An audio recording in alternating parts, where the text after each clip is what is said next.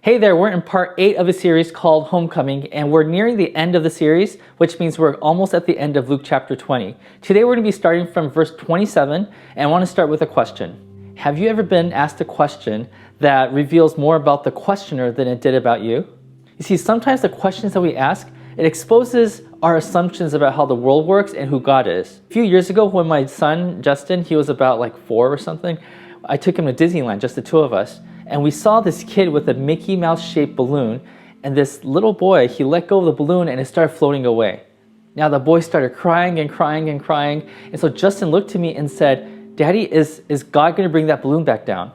He had this assumption that God was a being that was floating somewhere in the air that had the power, the physical power, to grab something and bring it back down to earth. So by me answering this question with a yes or a no, I'd be reinforcing his assumptions that were wrong in the first place.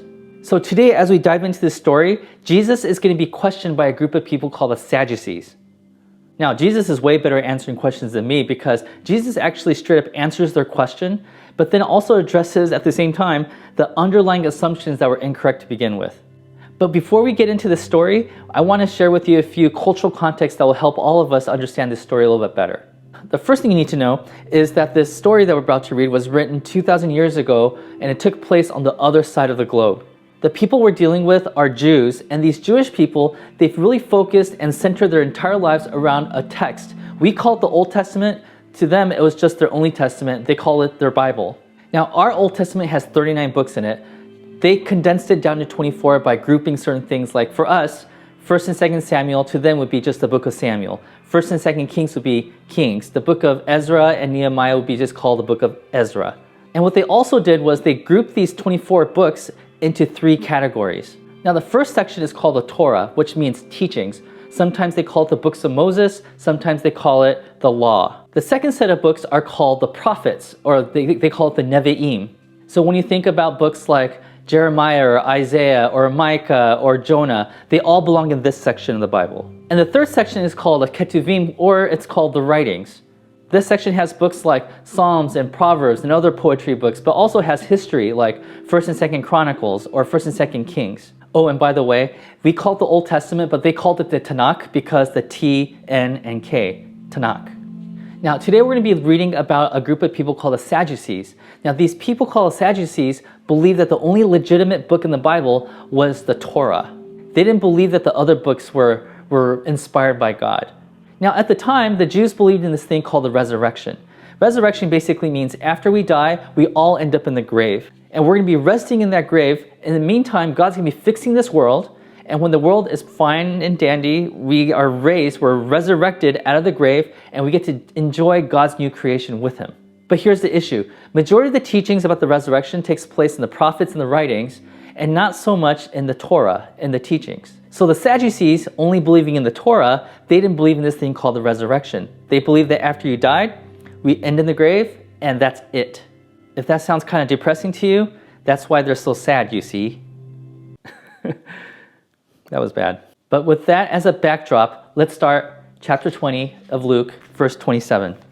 Some of the Sadducees who say there is no resurrection came to Jesus with a question. Here we go. "Teacher," they said, "Moses wrote for us that if a man's brother dies and leaves a wife with no children, a man must marry the widow and raise up offspring for his brother.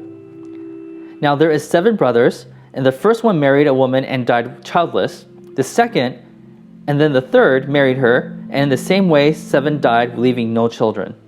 Finally, the woman died too.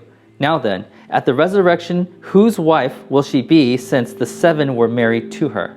Now the Sadducees are painting for us a very, very highly, maybe impossible, unlikely situation. What they're basically asking is this.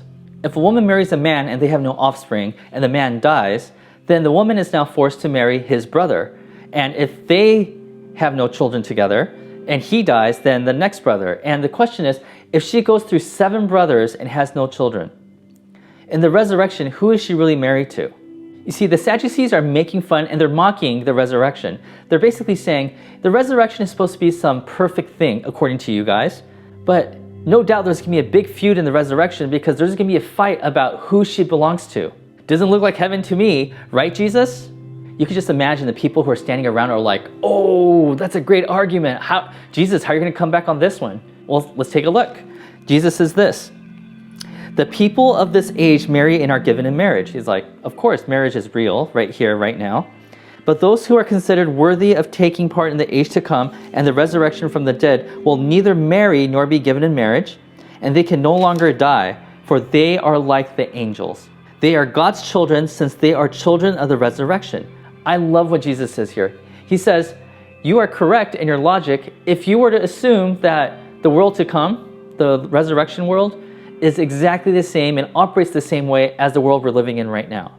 But too bad, because it doesn't. Your assumptions are wrong. There's no such thing as marriage on the other side of resurrection. Now, what makes Jesus' response so genius is in the next verse. But in the account of the burning bush, even Moses showed that the dead rise, for he calls the Lord the God of Abraham, the God of Isaac, and the God of Jacob. Now get this, he is not the God of the dead, but of the living, for to him all are alive. Now, for those of you who missed Jesus' sick burn right here, here's a quote from a scholar, J.P. Moreland. This is what he says: Jesus' genius is revealed when we recognize that he had studied Sadducean theology and knew that they did not accept the full authority of the prophets. Meaning, Jesus knew that these guys didn't accept the other two sections of the Tanakh. He also knew that the very passage he used was one of the very defining verses of the entire Sadducean party. So this is what he's saying. The Sadducees had a theme verse or a life verse, like you might have a life verse. Like some people would say, oh, my life verse is John 3:16. They had theirs, and it was Exodus 3:6. What's Exodus 3:6? Where this is the scene where Moses is meeting God for the first time, and he wants to know who he is. And so Moses says, who are you? And then at the burning bush, God reveals himself. And this is how he introduces himself. He says, I'm the God of your fathers, the God of Abraham, the God of Isaac, and God of Jacob. So if the Sadducees had a plaque and they would have their logo at the top, on the bottom, they would have this verse etched in there. You see, at the time when Moses asked God who he is, you see, people like Abraham, Isaac, and Jacob, they were dead ages ago, generations ago. At that point, God could have said, well, I was the God of Abraham, I was the God of Isaac and Jacob. He could have said that, but instead he says, I am the God of these people who are dead.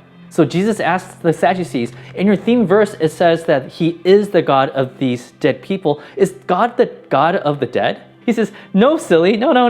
God is the God of the living. So at least God's assumption is that these people are not really dead. They're still around somewhere.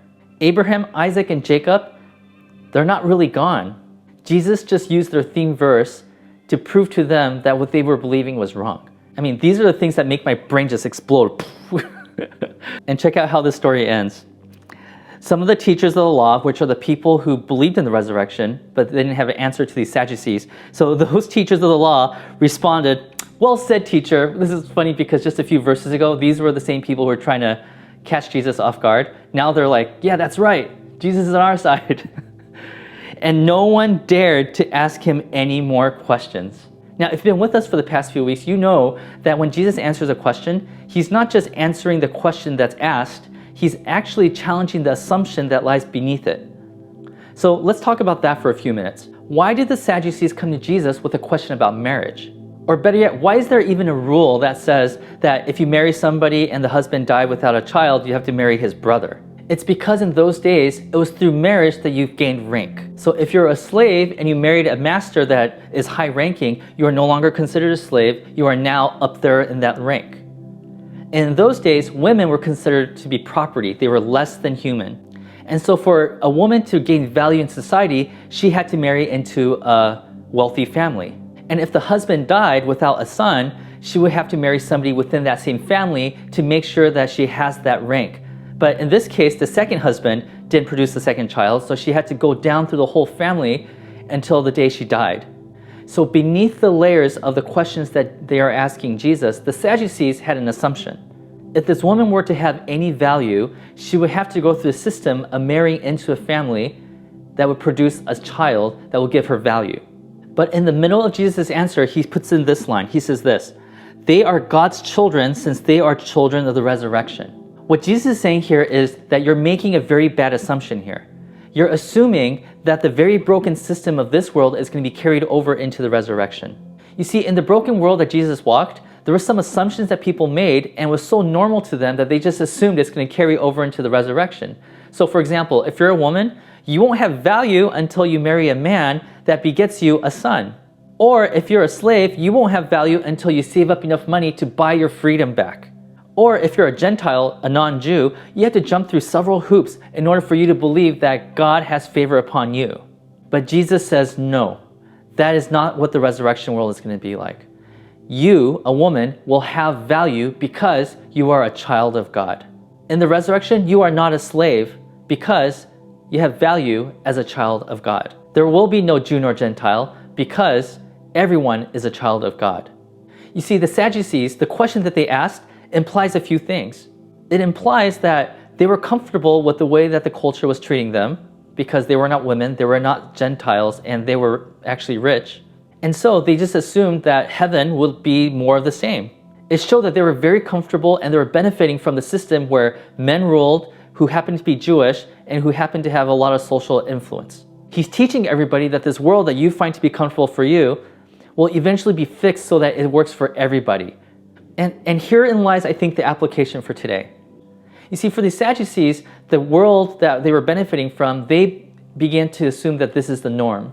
You see, having benefits and power over people who are a different race, a different gender, or people who are poorer than them, to them became the normal thing. And they just assumed that that's how heaven was going to be like. But in a world that works for everybody, you have to let go some of that power. If you were a slave owner that owned 100 slaves, and they did everything for you, in the resurrection, you won't have 100 slaves. Another way to put it is, for them, the resurrection was a downgrade from where they were right now.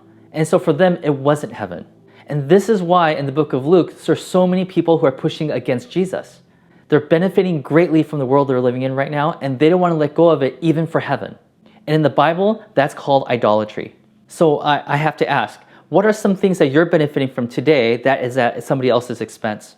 And are you willing to let go of that for the sake of heaven on earth? You see, while this passage is talking about the afterlife, as Christians, we believe that we could bring some of that heaven right here on earth today, right now.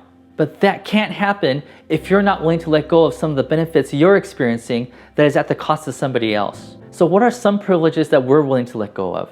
Is heaven a downgrade for you? And if it is, maybe there needs to be some kind of soul searching that needs to take place. There might be some things we have to repent of. There might be some things we have to surrender. Because according to Jesus, loving our neighbors is extremely costly. So church, may we live a life where we're willing to surrender the things that are idolatrous in our lives. And may the Holy Spirit continue to shape our hearts so that we actually look forward to the resurrection. And may we all experience heaven together. God bless.